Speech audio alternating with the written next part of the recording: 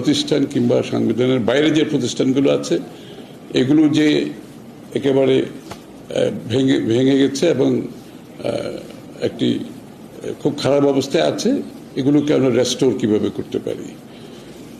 সেখানে আমরা আলোচনা করেছি যে প্রত্যেকটি ইনস্টিটিউশন যেগুলো আর্থিক খাত বলেন, রাজনৈতিক বলেন,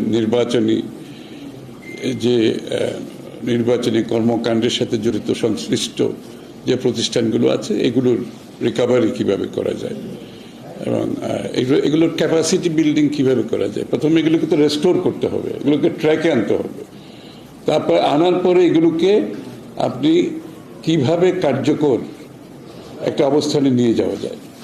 তো তারা তাদের পক্ষ থেকে সহযোগিতার আশ্বাস দিয়েছে যে রাষ্ট্রীয় প্রতিষ্ঠান, বিশেষ করে অর্থনৈতিক, রাজনীতিক এবং সাংবিধানিক যে প্রতিষ্ঠানগুলো আছে এগুলোকে ক্যাপাসিটি বিল্ডিং করার জন্য তারা তাদের সহযোগিতার কথা বলেছে আছে। আর বাংলাদেশের ভবিষ্যতে যে রাজনীতি এবং গণতন্ত্র ফিরিয়ে আনার ব্যাপারে, গণতন্ত্রকে সঠিক অর্ডারে ফিরিয়ে আনার জন্য যে কাজগুলো করা দরকার, যে প্রতিষ্ঠানগুলোকে দরকার, সেগুলোর উপর আলোচনা হয়েছে। সেখানে তারা সহযোগিতার আশ্বাস দিয়েছে। আর সবচেয়ে বড় বিষয় হচ্ছে বাংলাদেশ থেকে আমরা বারবার বলেছি যে $100 বিলিয়ন উপরে পাচার হয়েছে। বাংলাদেশের আজকে অর্থনৈতিক অবস্থা, যেখানে রিজার্ভের অবস্থা কোথায় দাঁড়িয়েছে আমরা সবাই জানি, একটা কঠিন অবস্থার মধ্যে দেশ পার করছে।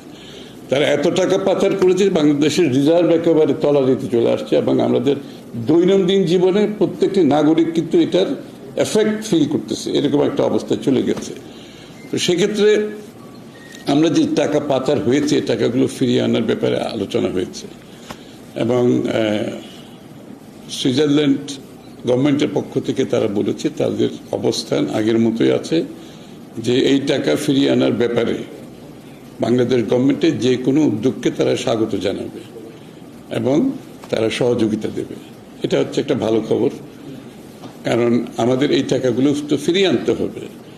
বাংলাদেশের এত সম্পদ লুণ্ঠন হয়েছে, এত সম্পদ বাইরে গেছে, যে এগুলোর আমরা যদি ফিরিয়ে আনতে না পারি এই অর্থনীতিকে রিকভার করা খুবই কঠিন হয়ে যাবে। সুতরাং এই দিকটা আমি মনে করি একটা তাদের সহযোগিতার যে একটা আশ্বাস আমরা পেয়েছি, তারা নিশ্চিতভাবে এখানে আমাদের সহযোগিতা করবে।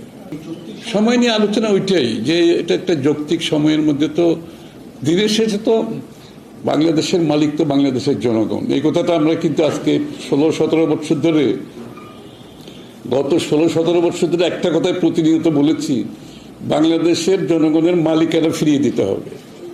অর্থাৎ বাংলাদেশের জনগণ সিদ্ধান্ত নেবে দেশ পরিচালনার ক্ষেত্রে তাদের নির্বাচিত প্রতিনিধির মাধ্যমে, যারা তাদের কাছে জবাবদিহি থাকবে।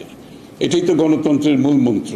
সুতরাং সেই জায়গাটাতে তো কোনো দ্বিমত থাকার কোনো সুযোগ নাই। এবং আমরা সরকারকে আমরা বারবার বলেছি এটা একটা ইন্টেরিয়াম সরকার, যারা এই কাজগুলো করবে এবং আমরা তাদেরকে কোনো সময়সীমা বেঁধে দিই না, বলছি যৌক্তিক সময়ের মধ্যে। দিনের শেষে তো আপনি জনগণের মালিকানা জনগণের কাছে তো ফিরিয়ে দিতে হবে এবং সেটার বাইরে তো যাওয়ার কোনো সুযোগ নাই। সেটা জনগণের মালিকানা ফিরিয়ে দিতে হলে যত তাড়াতাড়ি সম্ভব একটা যৌক্তিক সময়ের মধ্যে একটি নিরপেক্ষ গ্রহণযোগ্য নির্বাচনের মাধ্যমে সেটা করা সম্ভব। তো সেটা সকলে প্রত্যাশা করে। আমি নিশ্চিত যারা আজকে অন্তর্বর্তীকালীন সরকার আছে তারাও কিন্তু সেই কথা বিশ্বাস করে। এখানে আমাদের সাথে তাদের কোনো দ্বিমত নেই এবং আমরা এই অন্তর্বর্তীকালীন সরকারকে সার্বিক সহযোগিতা দিয়ে যাচ্ছে এবং দিয়ে যাব। তারা হলে তো এই কাজগুলো করা সম্ভব হবে না। সকলের সহযোগিতায় ঐক্যবদ্ধ বাংলাদেশ যে একটা স্বৈরাচারের পতন ঘটিয়েছে, একটা প্রত্যাশা নিয়ে, একটা আকাঙ্ক্ষা নিয়ে, সেই আকাঙ্ক্ষা পূরণে আমরা সকলে একসাথে কাজ করতে হবে। সেটা আমরা করে যাচ্ছি এবং করে যাব। একটা গভর্নমেন্ট এর বিশ্বাসযোগ্যতা থাকে তখন তারা কাজ করতে পারে। আর যারা টাকার পাচার করেছে তারা তো এই কাজটা করার কোনো কারণ নেই। এবং তারা জনগণের ইচ্ছার প্রতিফলন যে সরকার ঘটাতে চায়, তাদের যদি সদিচ্ছা থাকে তাহলে যে জায়গায় টাকাটা ওরা নিয়ে গেছে, পার করেছে, সেই সরকারের সাথে তো কাজটা করতে হবে, শুরু করতে হবে। সেই কাজটাই তো হয় এটাই। এবং সুইস গভর্নমেন্ট কিন্তু আগেও তাদের কিন্তু তারা কিন্তু আগে ইচ্ছা প্রকাশ করেছিল সহযোগিতা করার জন্য, কিন্তু যারা টাকা পাচার করেছে তারা তো সেই ইচ্ছার প্রতিফলন ঘটানোর কোনো সুযোগ নেই, কারণ তারাই টাকা পাচার করেছে, তো তারা ওই টাকা ফিরিয়ে আনার জন্য কাজ করবে না।